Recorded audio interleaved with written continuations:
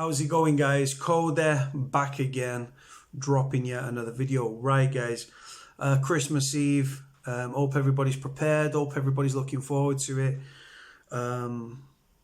And first things first, put on there.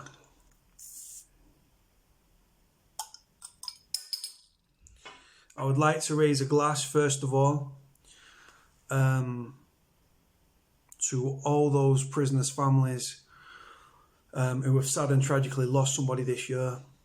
Like I say, people passing away in prison, self-inflicted deaths, suspicious circumstances, medical negligence, suicides. From the bottom of my heart, sincerely, I raise a glass to all those prisoners who are sadly and tragically no longer with us. God bless them. May they rest in peace.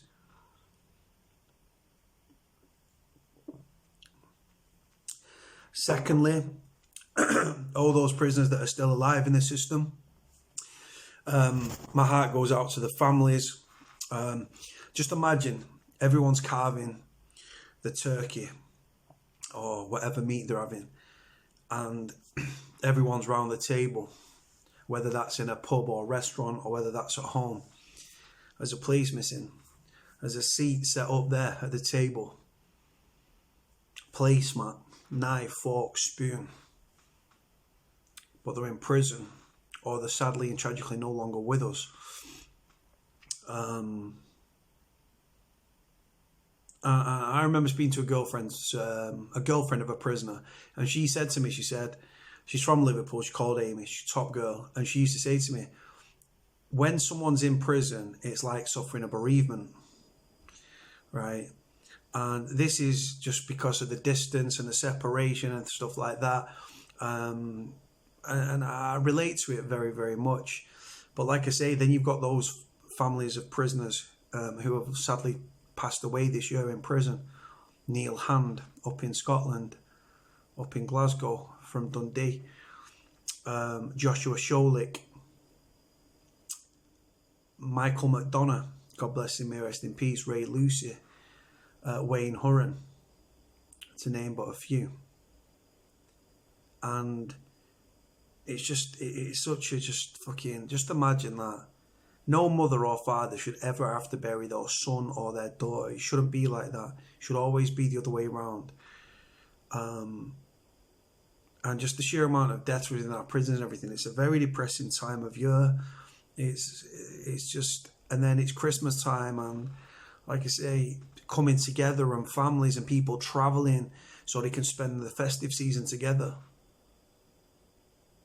But how can you really celebrate the festive time of period of the year if your loved one's passed away a few months before? First Christmas without their loved one. And it's just devastating, really. It really, really is. People go to prison, they're given a prison sentence, not a death sentence. And again, I've just raised my glass, guys, honest to God, from the bottom of my heart, to all those families that have suffered bereavement and lost this year, not just in prison, but in general, right? God bless the people that have passed away. May they rest in peace, right? And again, but if someone's died in prison, away from the friends, away from the family, in a very, very small, tiny cell, there's no place worse to die on this earth than in a small cell, away from your friends, away from your family, away from your children, if you've got them, in the name of rehabilitation. It's disgusting. Anyway, I'm going to go on to Christmas in prison. I've done this video every year for the past few years now. Now, Christmas time in prison, very depressive sort of time of the year. Depending on what prison you're in and what regime you're running, like in Strange Ways, I was locked up 22, 23 hours a day, even on Christmas Day. In Strange Ways, you go down to the hot plate, you get your food, and you eat in your cell. When I was in Forest Bank, Cat B prison, run by those jokers at Dexo, we used to, over Christmas Eve, Christmas Day, Boxing Day, and the 27th of December, we ran a weekend regime. Now, like I said, this depends on what prison you're in, but we had a weekend regime for 4 days. So it's like a weekend. So Christmas Eve, Christmas Day, Boxing Day, and the 27th of December, literally, like, get late, unlock, so about 8 o'clock, go get your food, cereal, there will be a cooked breakfast, Sunday, but like a full English, so to speak. Well, you get like chopped, you get like a tomato, which is just like, it's very weak, and the probably expired in date and stuff. It's probably been frozen, thawed out, and then served up to you. A boiled egg, which you could put the windows through with. Bacon, if you eat bacon, if you're a non-Muslim, which is like, it's like eating the sole of somebody's shoe. Halal sausages, you can get halal sausages, normal sausages, beans, tomatoes, and I can't remember if you get mushrooms, and 2 slices of toast or something. So yeah, so you're unlocked. You can, depending, like I've alluded to, I need to make the disclaimer again, depends what prison you're in and what regime you're running. I've spent 22 hours a day locked in my cell at Christmas, and I've also had a lot of association. Now, at Christmas, they lay on competitions. The prison officer will get like one of the cleaners and say, right, play killer. Now, killer, not everyone's running around shanking each other up at a pool table, even though that does go on. But no, killer is, so you've got 3 lives, and there might be 10 of you, there might be 20 of you, there might be 30 of you, right, playing the game. Right? You don't have to play, but you can if you want. And you get 3 lives, right? Now, every time you take a shot, you've got to pot a ball. If you don't pot a ball, you lose a life. So obviously, if you miss 3 balls, then you're out of the game. And then it gets down to the 2 finalists. And whoever wins, they might get £2 on the canteen. They might get £2 phone credit. They might get a box of chocolates. But being in prison, everyone's on the hustle. So you'll get more than one prisoner running to the screw. Boss, listen, I've just won at Killer Day. I say, well, nah, you can't have done, because he's just come and said he's just won the last game. Yeah, but boss, I won a game before. On the hustle, trying to get a box of chocolates. Goes down that way. The prisoners, you might see videos. I remember last year there was a video from the farms, or Lancaster Farms, and the prisoners had music and it was raving on the landing and busting shapes and everything. And people were like up in arms. It ended up in the media and people were up in arms, and it's like, what do you want them to do? Sit there crying, right? They're trying to make the best of a bad situation. Leave them to it. I think people are in the mindset that prison should be a punishment. No, the punishment, punitive measure of prison is losing your liberty, a loss of liberty, and it's a hell of a punishment, to be honest with you. Anyone that's been in prison will know that. If you go to prison and you've been living in a shop doorway, and you're not eating, and you might be under the influence of alcohol or drugs or addiction, right? And you've got no friends and no family, no support network, and you're in a shop doorway and it's freezing cold.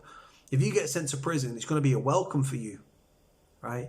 You've got nothing to lose. If you go to prison with a wife or a girlfriend, right, and 2 or 3 kids and a loving family, right, but you fucked up and you've ended up in prison, prison's a massive punishment for you. Not just the paranoia, it takes its toll emotionally, psychologically, and also physically as well. But yeah, so people are getting about on the wing.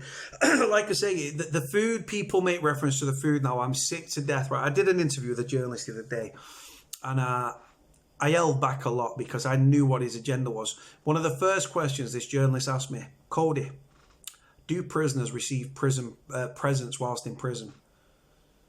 I think that he's under the illusion that there's like a little Santa's grotto on the wing, and you go and you sit on Santa's lap and you tell Santa if you've been a good boy or a bad boy that year, and they give you presents and gifts, and then you do secret Santas with other prisoners. And what fucking world are these living in, these journalists? And the reason that the journalists ask me these questions is because their agenda, their narrative is to infuriate the law-abiding people of this country.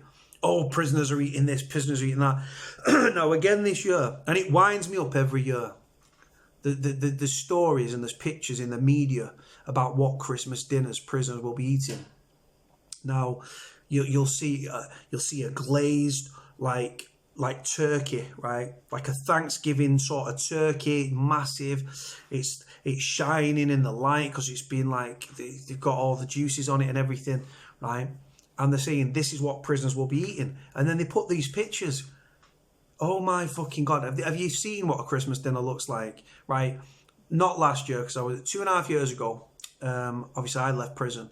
So in the December on the Christmas of 2016, I was at Forest Bank and I ordered the roast beef. Right now, roast beef, you get roast potatoes that are like you can put your window through with them, gravy that's like cat's piss, veg that is just fucking mush.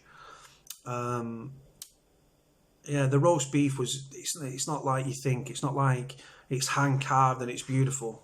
No, it's like sort of them microwave meals that you can get, and it's like it might be like a beef filled Yorkshire pudding, and the beef's like it's not chewy. It was like eating a rubber sole. It really was. Oh, we're in prison. You can't complain. You're in prison. At least you're getting fed. There's people on the streets that are homeless, that are starving. Yeah, we know. But yeah, the food is a little bit better. There's a slight increase. You might get more variety. At Forest Bank on the Christmas, we got a piece of stollen. Stollen is like it's like a Christmas fucking cake sort of shit.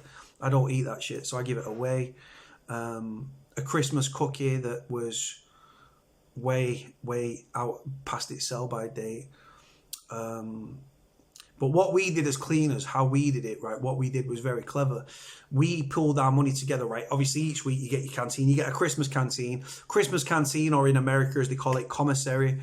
In the UK, we call it canteen. You can buy items, Christmas items. You might be able to buy a box of celebrations, might be able to buy a Christmas cake, Christmas slices, all that sort of stuff, right? Now, what we did as cleaners, we came together and said, right, well, you buy this, you buy that, you buy that. So we all had different things that we was due to buy from the canteen. So when the canteen came, come Christmas Day, we'd keep it in ourselves. And then on Christmas Day, we'd set the table, we'd buy bottles of Coke and we'd pour them into our little plastic cups and we was like, cheers, and stuff like that. Box of celebrations, so you put like a little bowl and the bowl would have some celebrations in it. And yeah, we was trying to make the best of a bad situation, and we really were. I mean, so we had our food first. Obviously, one of the perks of being a cleaner in prison, if you're working on a wing, is you get to eat first. So we ate first. We wasn't pulling crackers and sat around with Christmas hats telling shit jokes or anything. None of that. Just sat there eating our food, toasting with our little plastic cups of Coke. Happy Christmas, mate. New Year, all that shit. And then we'd finish our meals. We'd quickly wash up. People that were on the survey jump on the survey. People that were on handouts would jump on handouts. People that were on the pot wash or the dip, they would jump in position. The dip is just where the tray comes. It's like the school dinner trays or a plastic plate. You dip it into hot water, you take it into the back of the servery, and then there's someone there that's on the pot wash. You get the picture. We serve, the prisoners then get unlocked, they come across the hot plate, we give them the food, they sat there, they get the stollen, they get the fucking Christmas cookie and all that shit. At Strangeways, I got none of that.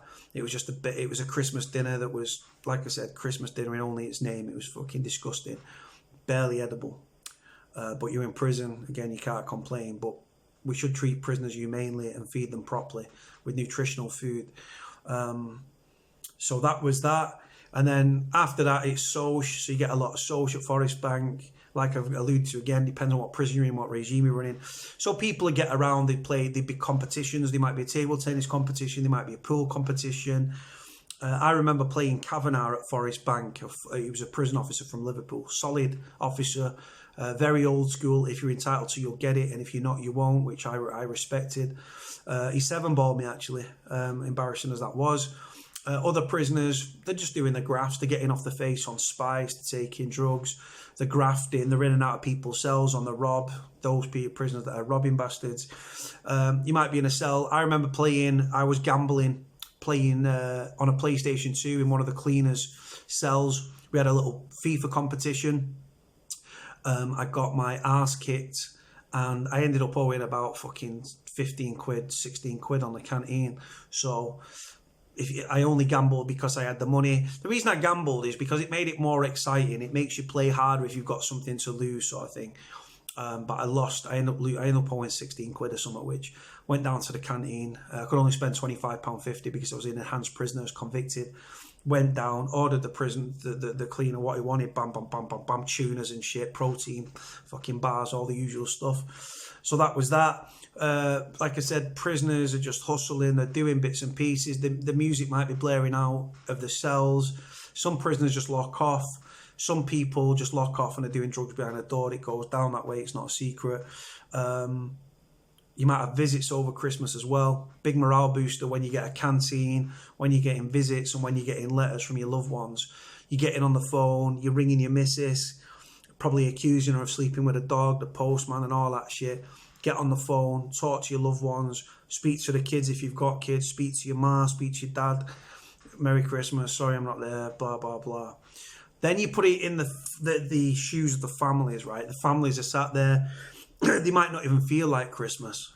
They might have, like I've alluded to, might have lost someone this year through suicide, medical negligence, fucking like natural causes, overdose, things like that within the prison.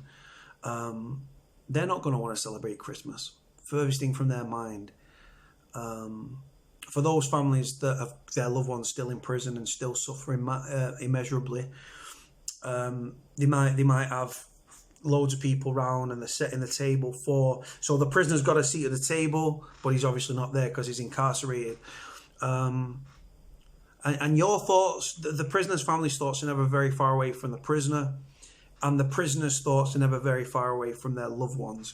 Then there are the prisoners that are in the system that have got no support network, no family, come from broken homes. Like I said, they might have been put up for adoption from a very young age, gone through the care system, care leavers. They've got no family, they've got no support network, and it does go down like that. It really, really does. So if you've got someone to support you whilst you're in prison, you're extremely lucky. If you haven't, then prison's just another day of the week for you. Now, I've obviously got a good relationship with my family now, but I don't celebrate Christmas. That's just my prerogative, my thing that I do. I will be celebrating Christmas on my own, just how I like it. But like I say, for a lot of families, Christmas is a big, big thing, isn't it? People want to celebrate, people want to be with the families, people want to be with the friends, people want to be with the children, swapping presents, seeing the face of the children as they're opening the presents on Christmas Day. And you fucked up, you've committed crime. And not everyone in prison is guilty, by the way. You've got miscarriages of justice, people on remand who will then be found not guilty at trial.